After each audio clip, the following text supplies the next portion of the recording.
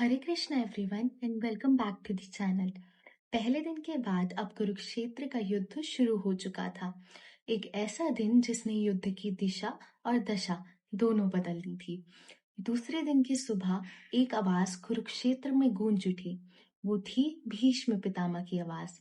वो थे वचन की वो दीवार जिन्होंने खुद को ही कैद किया। गंगा पुत्र जिनका मन धर्म के साथ था पर शरीर सिंहासन का कर्ज चुका रहा था। कुरुक्षेत्र में वो सिर्फ योद्धा नहीं थे, वो एक जिंदा प्रतिज्ञा थे जो टूटना नहीं जानती थी। अब उनकी शक्ति की बात करते हैं। पितामह भीष्म ने दूसरे दिन क्या किया? उन्हें रोकना इस दिन नामुमकिन था।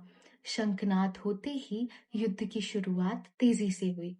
पांडवों का लक्ष्य था भीष्म पितामह की शक्ति को रोकना, क्योंकि उन्होंने पहले दिन ही पांडवों की सेना को बहुत बड़ा नुकसान पहुंचाया था, जो मैं आपको अपनी प्रीवियस वीडियो में बता चुकी हूँ।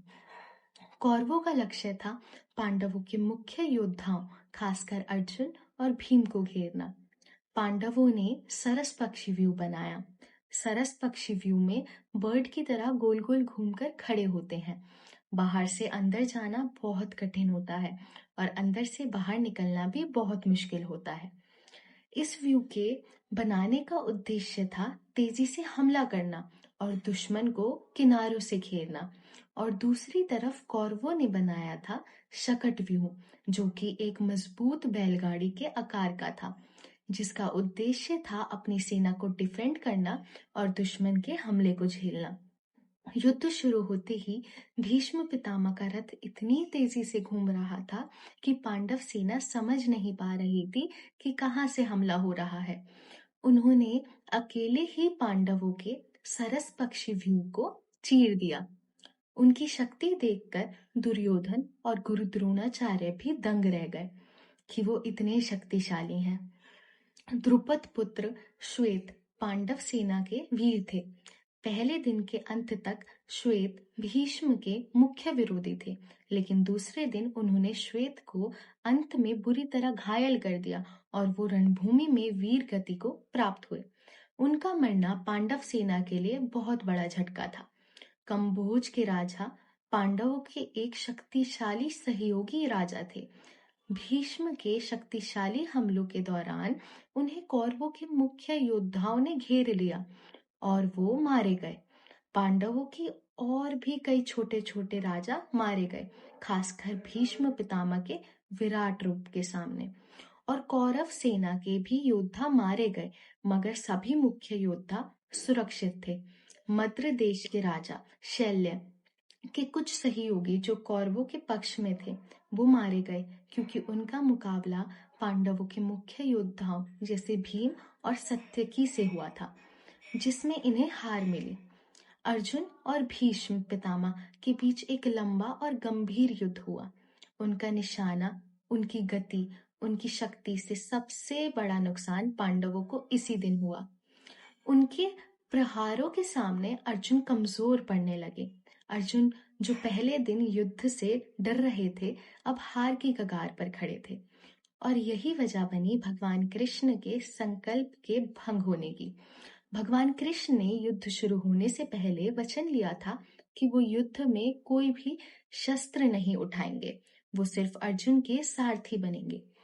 जब उन्होंने देखा कि भीष्म अर्जुन को बुरी तरह से घायल कर रहे हैं और युद्ध पांडवों के हाथ से निकल रहा है, तो वो बहुत गुस्से में आ गए। उन्होंने रथ का एक पहिया उठाया भीष्म को मारने के लिए।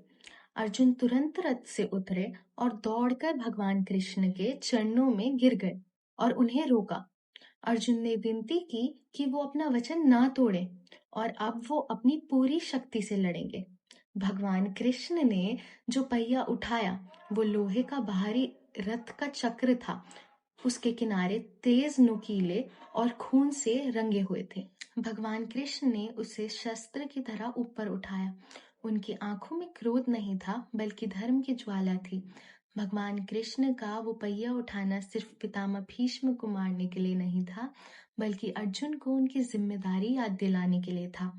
अर्जुन में भक्ति थी, इसलिए वो अपने गुरु और सारथी का सम्मान करते हुए उनके चरणों में झुक गए और उनका मकसद समझ गए। ये दूसरे दिन की सबसे महत्वपूर्ण घटना थी। कृष्ण के इस एक्शन ने अर्जुन को झंझोर दिया। उन्हें अपनी जिम्मेदारी और कर्तव्य का एहसास हुआ और इसके बाद अर्जुन ने पूरी शक्ति के साथ युद्ध किया। दूसरा दिन भी पांडवों के लिए लॉस लेकर आया। पितामह भीष्म के कारण पांडवों को कई महान योद्धा खोने पड़े और भगवान कृष्ण के इंटरवेंशन के कारण अर्जुन को ये एहसास हो गया कि उन्हें अपनी पूरी शक्ति और एकाग्रता से लड़ना होगा।